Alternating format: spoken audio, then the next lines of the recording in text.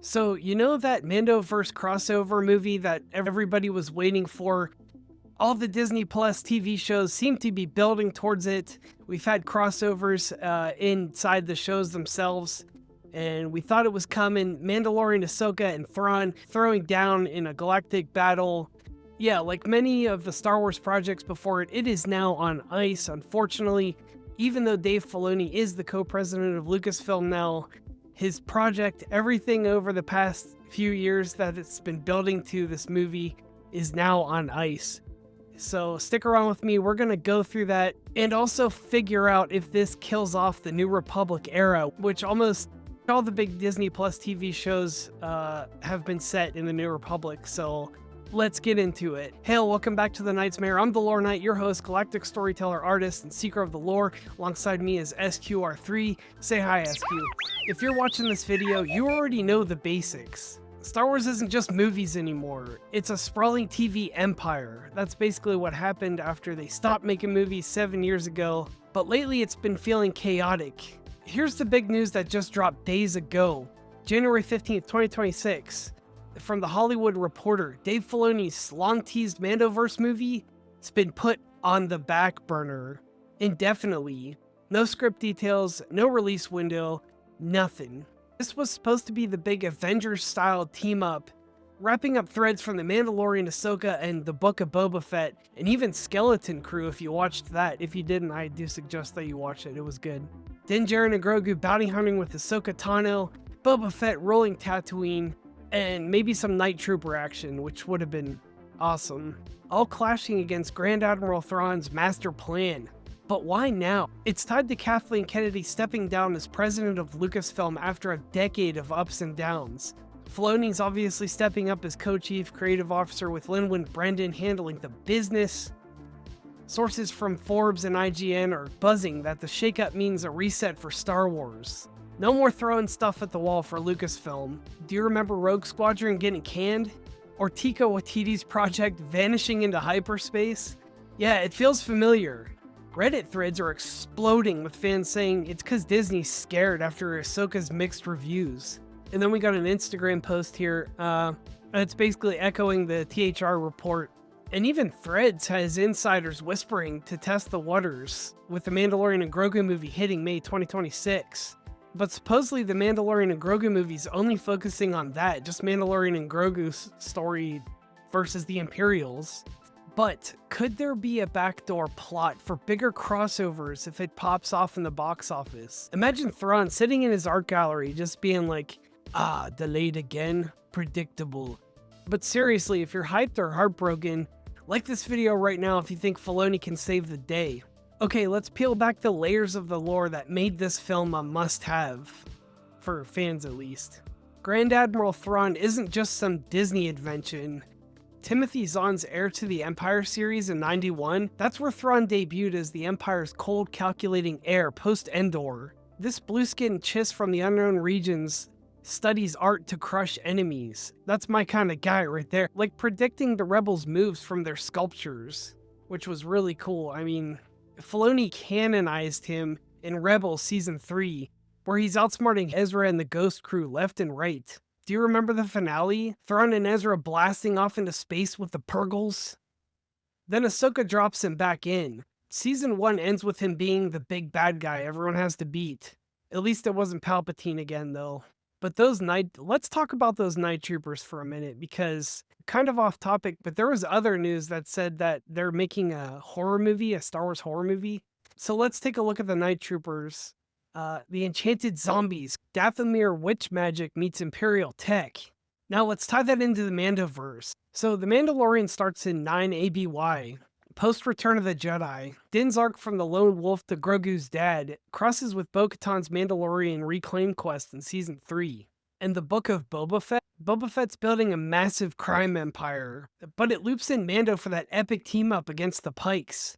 And then Skeleton Crew, if you haven't seen it, a group of kids goes in, basically stumbles onto a pirate adventure, Goonies style, but Jude Law's Jedi-like mentor hints at bigger Force connections. So let's talk about the timeline real quick. So they would all have to be basically in the same timeline, The official canon squeezes Mando seasons 1 through 3, Boba Fett, and Ahsoka into like 1 year. 9 ABY. Very important year in new Star Wars canon. But there are a lot of people saying that's BS. Like, how is Grogu aging? Why is Thrawn coming back? How does that fit in the timeline? Theories say it's stretched to 11 to 12 ABY now. Let's look at Thrawn's Chiss ascendancy from the Legends books. Zahn's Thrawn trilogy, Filoni could pull from that, with Thrawn's Chiss ascendancy kind of making him an anti-hero against bigger threats like the Grisk. So here's a fan theory. What if the crossover reveals Thrawn allying with Ahsoka during Yuzan Vong teases? Yeah, I mean, if they bring the Yuzan Vong into canon right now, it would take a ton of TV shows and movies to explain that. But Disney has been hinting at the whole extra galactic thing in Ahsoka. But like, imagine seeing Mando facing off against Thrawn. That'd be insane. Take a minute and drop your wildest Thrawn theory in the comments below. I want to see what you think that they're going to do with Thrawn. Are they going to stick with the books, or are they going to just go off into some wild extra dimension? Are they going to use the wills of the Force? What are they going to do here? And we'll talk about it on the Tuesday live stream.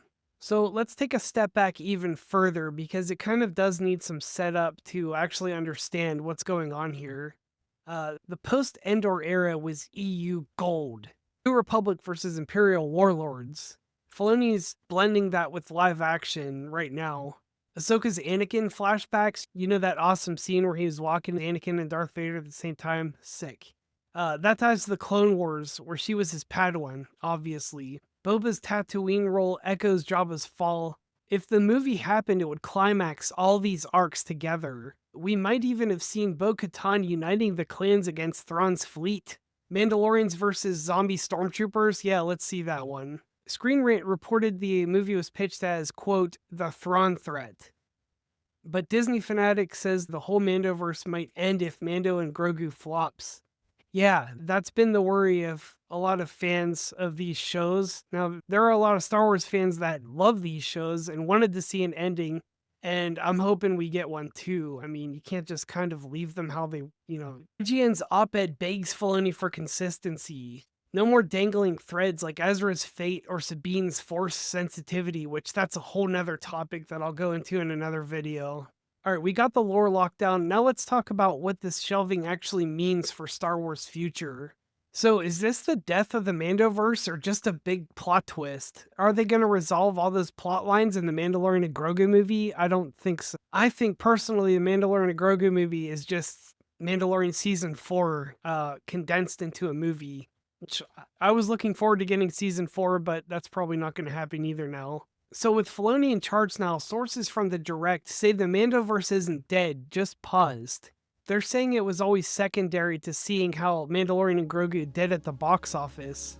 Kinda like how if Iron Man wouldn't have done well, they wouldn't have done the whole Marvel universe. Okay, here's Daniel RPK on X mentions the trailer delays for Mando movie amid PR stuff. This could signal caution. @Chief Talks predicts outright cancellation if filming hasn't started. Here's a Forbes article, warns the new project list raises red flags. No Rey movie mentions. Shireen obeyed Chinoy's Jedi Order flick in limbo, which that's fine with me. Some say this is a pivot to TV. Do you want more TV shows or do you want movies? I don't know. I'm kind of hungry for a trilogy right now. Ahsoka Season 2 could absorb the crossover. Others think Filoni is promoting quality over quantity, which is ditching the Kennedy era bloat of all these shows and bad reviews. Do you remember the Solo flop?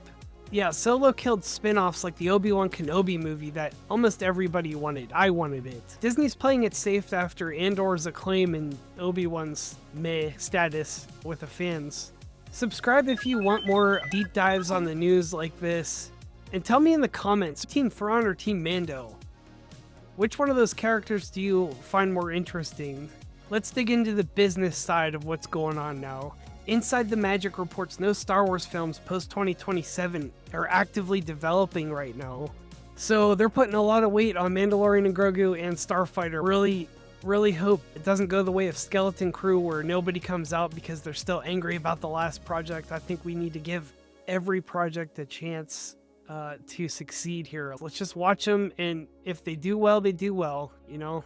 I don't think they're actively out to call people names anymore or hurt, you know what I mean? So I think we just need to give these projects a chance. I still have hope for Star Wars coming back in 2027, but I feel like if fans aren't being actively attacked anymore, then they need to give some of these projects a chance, you know? Just go watch it. If it's bad, then we'll say it's bad.